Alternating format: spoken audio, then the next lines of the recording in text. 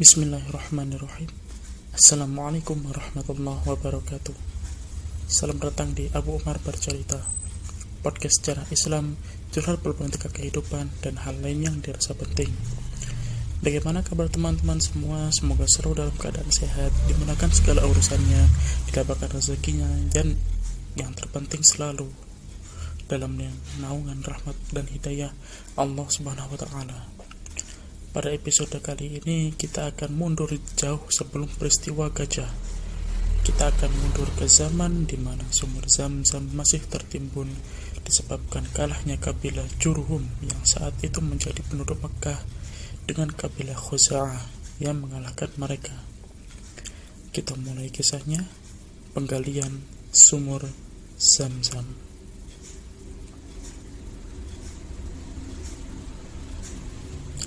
Syaibah, atau yang lebih kita kenal dengan nama Abdul Muthalib bin Hashim bin Abdul Manaf bin Qusay, menjadi pemimpin Mekah pada saat itu.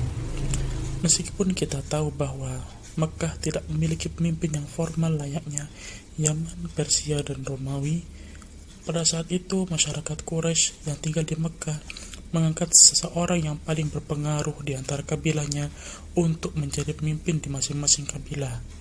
Setiap permasalahan yang terjadi di Mekah selalu dirapatkan bersama antar kepala masing-masing kabilah di suatu tempat yang bernama Darun Nadwa. Namun berbeda dengan Abdul Muthalib, secara tidak resmi penduduk Mekah sepakat bahwa Abdul Muthalib merupakan pemimpin mereka semua.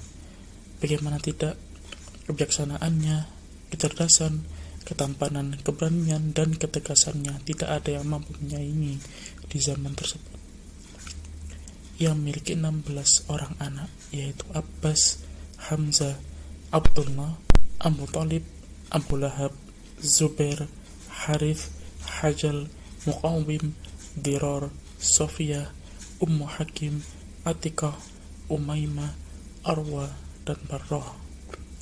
Abdul Muthalib bertugas sebagai siqoyah, yaitu orang yang bertugas memberi air minum untuk jamaah haji. Suatu hari Abdul Muthalib sedang tertidur di dekat Ka'bah. Dalam tidurnya, ia bermimpi dihampiri oleh seorang. Orang itu berkata, "Galilah Thaibah." Abdul Muthalib pun bertanya, "Apa itu Thaibah?" Namun orang itu menghilang. Keesokan malamnya, Abdul Muthalib mengalami mimpi yang sama. Ia didatangi seorang dan orang itu berkata, "Galilah Barrah." Abdul Muthalib bertanya, "Apa itu Barrah?" Namun orang itu menghilang lagi. Keesokan malamnya, Abdul Muthalib mengalami mimpi yang sama untuk ketiga kalinya. Ia didatangi oleh seseorang dan orang itu berkata, "Galilah Matnunah." Abdul Muthalib bertanya, "Apa itu Matnunah?" Namun orang itu menghilang lagi. Di malam keempat, Abdul Muthalib mengalami mimpi yang lagi-lagi sama. Orang itu berkata, "Galilah Zam-Zam." Abdul Muthalib pun bertanya, "Apa Zam-Zam itu?" Mungkin ia lupa atau benar-benar tidak tahu tentang Zam-Zam. Wajar karena tertimbunnya sumur Zam-Zam terjadi puluhan bahkan ratusan tahun yang lalu sebelum Abdul Muthalib lahir. Kali ini orang itu menjelaskan, Zam-Zam adalah sumur yang takkan habis dan mengering, memuaskan dahaga jamaah haji yang datang berduyun-duyun, warisan agung dari ayahmu. Sumur itu ada di antara kotoran dan darah, di sisi lubang gagak berkaki putih di dekat sarang semut. Keesokan harinya Abdul Muthalib bersama anaknya Harith datang ke depan Ka'bah. Tak lama kemudian ia melihat ada seekor gagak yang berkaki putih sedang mematuk-matuk tanah yang ternyata itu adalah sarang semut. Selain itu di dekat sana sedang ada orang yang menyembelih hewan untuk dikurbankan kepada berhala. Abdul Muthalib paham akan isyarat ini, segera menggali tempat itu. Harith diberi tugas untuk menghalau orang-orang Quraisy yang menghampirinya.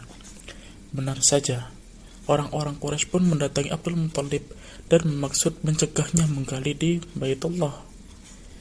Namun, mereka dihalang-halangi oleh Harith. Melihat kegigihan Abdul Muthalib, orang-orang Quraisy akhirnya membiarkannya. Setelah cukup lama menggali, muncullah air yang ditunggu-tunggu, air Zam-Zam, air yang tidak pernah kering hingga hari kiamat, yang masih dapat kita nikmati hingga hari ini.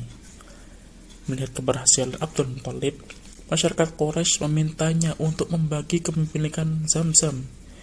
Tentu saja permohonan itu ditolak mentah-mentah oleh Abdul Muthalib, hingga menimbulkan perdebatan. Akhirnya mereka meminta Abdul Muthalib untuk menunjuk hakim untuk menengahi permasalahan ini. Abdul Muthalib mengusulkan agar mereka menunjuk hakim, yaitu seorang dukun dari Bani Sa'ad Huthaim yang tinggal di perbatasan Syam. Abdul Muthalib berangkat bersama para petinggi Quraisy mendatangi dukun tersebut. Rombongan itu akhirnya sampai di padang pasir tandus yang terletak di antara Hijaz dan Syam. Bekal mereka mulai menipis hingga kehabisan air. Mereka yakin bahwa mereka akan mati di sana. Abdul Muthalib mengusulkan agar mereka menggali kuburan masing-masing, agar jika mereka mati, temannya bisa menguburkannya. Dan mereka pun menuruti usulan Abdul Muthalib. Tidak lama setelah penggalian lubang, Abdul Muthalib mengajak teman-temannya untuk beranjak dan mencari air di tempat lain. Ketika akan memaju tunggangannya, atas izin Allah, keluarlah air dari kaki hewan Abdul Muthalib. Mereka segera minum dan membawanya sebagai bekal. Setelah peristiwa itu, para petinggi Quraisy yang ikut dalam perjalanan itu sepakat bahwa Abdul Muthalib adalah milik sumber Zam-Zam. Mereka pun pulang tanpa pernah sampai ke tempat dukun tersebut. Akhirnya, Abdul Muthalib kembali melanjutkan tugasnya sebagai pemberi air jamaah haji. Terima kasih untuk teman-teman yang sudah mendengarkan kisah ini sampai selesai. Selain di Spotify, kami juga hadir di YouTube dengan nama channel Abu Umar Bercerita. Jangan lupa di subscribe, like, comment, and share. Follow juga Instagram Abu Umar Bercerita di @abuumar_bercerita untuk mengetahui update terbaru baik di Spotify maupun YouTube. Sampai jumpa di episode berikutnya. Insyaallah. Barakallahu fikum. Assalamualaikum warahmatullahi wabarakatuh.